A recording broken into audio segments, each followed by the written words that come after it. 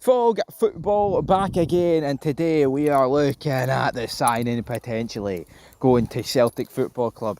Dara, O'Shea, worth a couple of million, plays for Burnley, Irish international. It's pretty Celtic board signing, cry out into Irish, young enough, plays in the Premier League / Championship higher regions. You know where I'm coming from with this. The board realise that not much is happening at the minute for Celtic Football Club. They're pretty much linked to nobody. It's a weird start to the summer. All I've heard is transfers, war chests, money, etc, etc. And Celtic Football Club just aren't spending the money. What are Rangers got to be afraid of it? Well, I'll tell you what Rangers got to be afraid of it, alright? Celtic haven't exactly splashed the cash over the past decade, and they've still walked to pretty much every league title and every trophy in Scotland, so that's what I'm worried about, alright?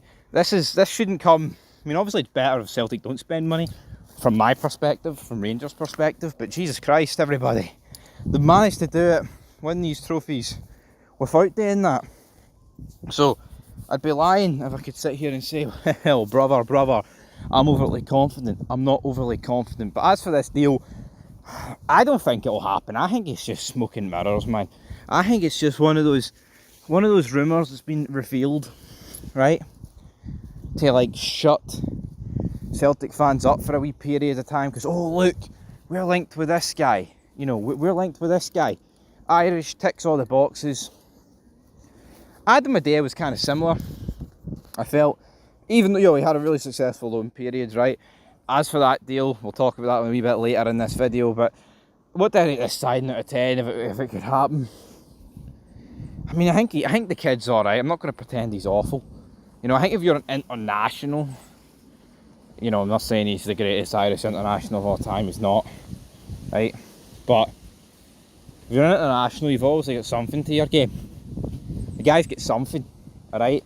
But is that something enough to impress Celtic fans this summer transfer window? I think that is the $1 million question, and I don't think it is. But let's talk about the guy that could potentially impress Celtic fans, and that's Adam Idah. I think you'd struggle to meet many Celtic fans that wouldn't want this guy in. Now, my co-host here on the channel doesn't rate Idah, and I'm not saying he's great by any means, right? But look at the amount of crucial goals. The cup final, the goals against Motherwell, Hibs. You know, you take Adam Idah's goals, right, out of that second half of last season, Rangers probably walk away with a treble. You know, I know it changes scenarios and other people would have been brought on in his place, etc, etc, but you can't take away the importance of his crucial goals. But the question is it worth it? Is it worth the money, the price tag? I mean, we're hearing potentially up to like 10 million will have to be spent here. I mean, that's the rumours. I just think Norwich think, well, you know, you could probably sell this guy to a Premier League club and they'll definitely pay the money. Celtic, on the other hand, probably won't be paying that amount of money, Mean Gene. Well, let me tell you something, brother. No, they won't be paying that amount of money. I think the most Celtic will go for this guy is like 5, 6, 7. Now, Odsonne Edouard, I believe, was what, 9.5? I think I got my numbers wrong the last time I quoted an Odsonne Edouard transfer fee. So, yeah, I think it was like 9.5, of course. So I don't really know.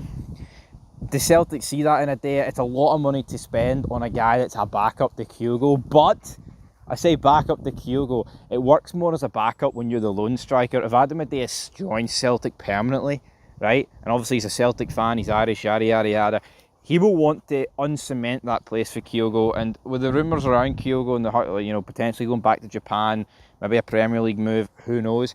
If Adam Idah signs, I would actually say that I wouldn't say forces Kyogo out the door, but it opens up the idea that Kyogo won't be the number one going forward next season, because maybe Idah will have wanted reassurances that he will be the number one, because, you know, he is better than all.